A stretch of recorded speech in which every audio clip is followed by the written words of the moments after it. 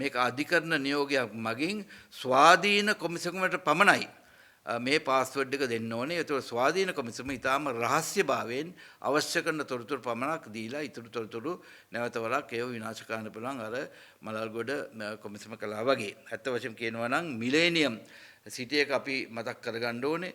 Millennium සිටි එකේ ඒ බුද්ධ තොරතුරු ඇත්ත වශයෙන්ම උඩුගම්පල කියන පුද්ගලයා තමයි ඒක සම්පූර්ණයෙන්ම නිරාවරණය කළේ.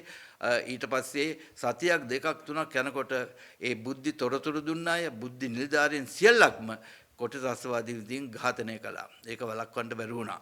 ඉතින් ඒ වගේ දෙයකටද මේ සැරසෙන්න කියන එක තමයි අපි කියන්නේ. ඉතින් මේ වගේ බුද්ධ තොරතුරු සහ තියෙන ගැන කිසිම අංශු මාත්‍රයක දැනීමක් නැති අය තමයි මම දැක්කා සමාජ මාධ්‍ය තුලත් ඇයි සලේට මේක දෙන්න බැරි කියලා අහන්නේ. ඉතින් ඒකින්ද ඒක ගැන අපි අත්ත වශයෙන්ම කනගාටු වෙනවා. වෙනත් රටවල නම් National Security Act කියලා එකක් තියෙනවා, Intelligence Act කියලා එකක් තියෙනවා, බුද්ධි පනත් කියලා තියෙනවා, ජාතික ආරක්ෂණ පනත්. ඒ වලින් සම්පූර්ණයෙන්ම මේ බුද්ධි නිලධාරීන් සම්පූර්ණයෙන්ම ආරක්ෂා කරනවා. ඒ වගේ නැති එක තමයි අපිට තියෙන කනගාටුව. ඒක නිසා අපි එදත් අදත් හෙටත් අපි සලේ වෙනුවෙන් හිට ගන්නවා. සලේට කිසිම අසාධාරණයක් වෙන්න ඉඩ තියන්නේ නැහැ. වින්දිතයන්ටත් මම කියන්නේ මේ එක එක්කෙනා කියන මේ කරුණ වලින් තමන්ගේ සිත් සතන් ව්‍යාකුල තත්ත්වයට පත් කර නැතුව අවධානයෙන් ඉන්න කියන එක තමයි තා කරුණාවෙන් මම ඉල්ලා සිටින්නේ.